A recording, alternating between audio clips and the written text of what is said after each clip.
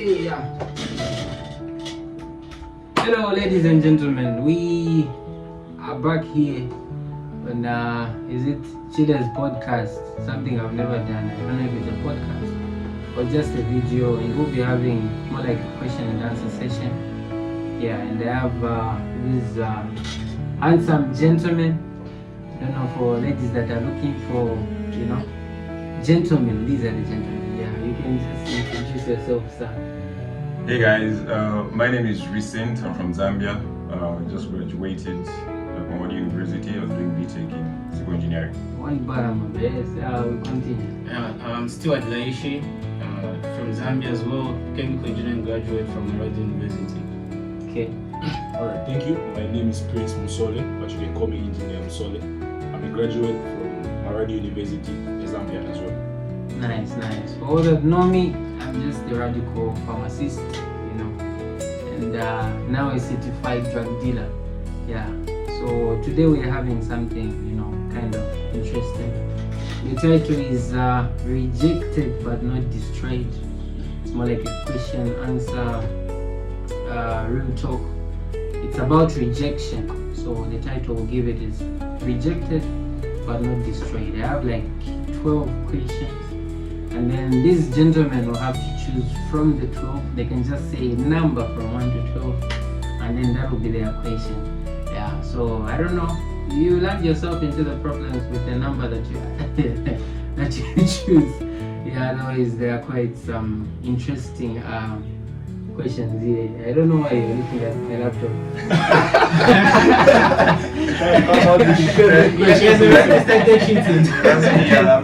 This gentleman is trying to run away from the questions. But anyway, I'm going to hide the laptop so that he doesn't see the questions that we have. And I'll begin to contribute one or two. Yeah, and then I don't know. If you have a question and you respond and you have something to add on, there's no problem, you can add on. Yeah. So since I started on this side, I'll start from this side. Jesus Christ. So we have 1 to 12, sir. Oh, 1 to 11. Yes. 1 to 11. So you can choose from 1 to 11. Okay, man, like a number. Let's go with 11. Okay. What would you say to someone who feels less because they got rejected by someone they liked? What would you say to someone who feels less because they were rejected or they got rejected by someone they liked? So this less we're talking about is you feel less of yourself. Yeah. It's more like you're losing confidence in because somebody rejected you and you feel like you're not enough. Alright, great question. I don't know if I should base it, or on biblical terms, or let me just be, sincere with how I feel. Yeah, how would you advise someone in that situation? Alright, cool. First of all, let me say, rejection sucks. That's one thing for sure. We all know rejection sucks. But in one way or another, each one of us is going to undergo rejection. And there are so many forms of rejection. But for this question, we're talking about relationship rejection, right? So for me, the way I feel, when you're approaching someone, it's someone you like, they have all the features that you are attracted to. But you should also consider the fact that that person also anticipates maybe someone they like. And in as much as they fit the description of the person you like, you might not fit the description of the person they like. Right? And I don't really feel like it's necessary for you to feel any less of yourself just because Jane rejected you. I mean, like they say, there's plenty of fish in the sea.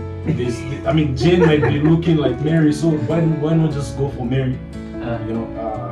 At the end of the day, someone rejecting you doesn't have anything or everything to do with you personally.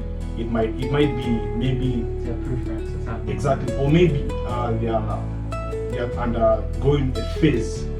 When it comes to girls will tell you, they say, no, I like you, but right now I'm just trying to find myself. Maybe, for example, she's coming out from a a relationship, right? Maybe it didn't go to terms with the person that they were with previously. So it might not always be about you. If someone rejects you, I mean, you can always go to the next person. Thank you for that response. I think what we're going to do to make it so fast, we'll be answering these questions in 1 minute. In a space of 1 minute, we'll make it shorter. So I don't know. What do others think about this question? There's only one line in the case said there's plenty of fish in the ocean. Find someone else. Bad boy. Find someone else. Yeah, more than 8 billion. Just a thought, yeah. I think we all, let me not just specify to say ladies, I would say we all as gentlemen, also ladies at the same time, we all have our own dream people, yeah. Yeah, we all make these images in our minds to say, now my child should be like this and this and that and that. And I think this is what has led to many rejections. And it's clear, and it's more like a message I'm sending out there to say there's no dream person. Yeah, we all come with our own flaws, you know, the bad ones, the good ones. So it's always just about picking what you can handle. Yeah, there's someone that said at carry your own headache and drink paracetamol. Exactly. According to how much you can handle. Yeah. So 11 is out, and we have 10 more. Yeah. 10 more. Next, is it me or Jason? 10 more. It's you. Alright, I'll go with 9 because that's my birthday. So. Oh, wow. Okay. Why do you think guys fear relationship rejection more than they admit? Can I change the question? That has hit again. That was supposed to be my lucky number, bro. It's a lucky one. I mean, Can you go through the question again? Can you go Yeah, through the like, question? why do you think guys fear relationship rejection more than they admit? More than they admit. Why do guys fear relationship rejection more than they admit? You know, I think one thing I would say is I think the biggest thing is that mostly people, when they get rejected, they don't see it like from the other person's perspective. You know, the person who rejected you might have a reason. That reason is not just based on you, maybe on your looks or the way you carry yourself. It might be other reasons, like Prince said. It can be that they're going through some tough time and they want just to be on their own and work on it. Or maybe, you know, there's so many reasons. So you can't just blame it on yourself. And most of the guys, that's what they do. When you get rejected by a girl, you start thinking, oh, I'm not good looking, I've got these flaws. So I think that's the biggest reason why the guys are afraid of rejection. Yeah, it's as if the girls is telling them to say, no, you're ugly. So yeah, you're ugly, you can't handle me. I think that's the main reason why guys are afraid. Okay, I don't know what others think, so what do others think? Well, I think guys have this it's a guy's thing. It's like they have Ego. yeah, you can call it ego. They have they feel like what they want is what they want. What they want is right. Exactly. Yeah. So if what they want makes them feel like they're not good enough, Then it's a problem. that's a problem. That's a problem for the guys. Don't know, Mr. So. Yeah, I think what Martinez is saying is valid. Because, you know, as guys, even when it comes to entering a relationship, there's always that feeling to say, I'm not yet where I'm supposed to be, so I can't get into a relationship. So when you finally master the courage to say, okay, let me go for someone that I'm attracted to, this is the person I want. Once that move backfires, it makes you sit down, reconsider, like think about your life. Like, what am I doing? What am I doing with my life, bro? It's just a nice thing, as you're saying. Okay, so I don't know. This is just my thought anyway. I don't know. I feel like rejections, you know, get to improve us in a certain way. Because I mean, what is a man without rejection? Let's be honest. I mean, how do we build our confidence without rejection? You don't mind. I don't know. I don't know if. Okay. I'll be honest. I've been rejected like a lot of times. Not only in relationships and also there are also a lot of things. Maybe like job applications, scholarships.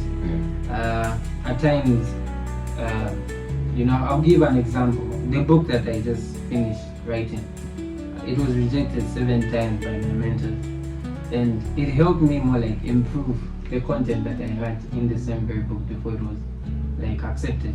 So I feel like rejection prompts you for the next person. Like this time maybe you didn't have a proper line on how you can tell the girl. Next time you'll be like, okay, this girl said that I'm bad at this, let me improve, try something else. And then you get to build yourself character-wise also. Last time you didn't have confidence, but then this time simply because you've been rejected, there is more like some confidence added to your, your profile. So it's always good to admit rejection. There are many guys out there that are fearing, to try out, proposing to that girl, but then simply because you think they are going to say no, you are scared, and then you end up losing your wife, Somebody else will be shouting anyway. I think before we go any further, that's a very valid point you've raised there. And I think it goes with how people cope with rejection. And that's one thing most people don't know, right? If you take rejection as a lesson, then it's good for all of us, I think. Because at least you have a point to share with the next person. Like, take rejection as a lesson. Sit down, ask yourself to say, why have I been rejected? Like you said, not always in relationships, but it's a job application, a scholarship, whatever, it's a business pitch, they reject you. Obviously, there's going to be feedback, right? Now sit back, reflect on the feedback, and find out how best do something exactly. better. Yeah, I think that there are many people that you can go and read about. There's this guy that made all these filaments, whatever. He says the first time he made, when he was trying to build the bulb, first time he made an experiment, it was more like leading to another, another thing. Like from this you build from this, and then just like that. It's more like I think we should take rejection as a tool to improve ourselves, to grow.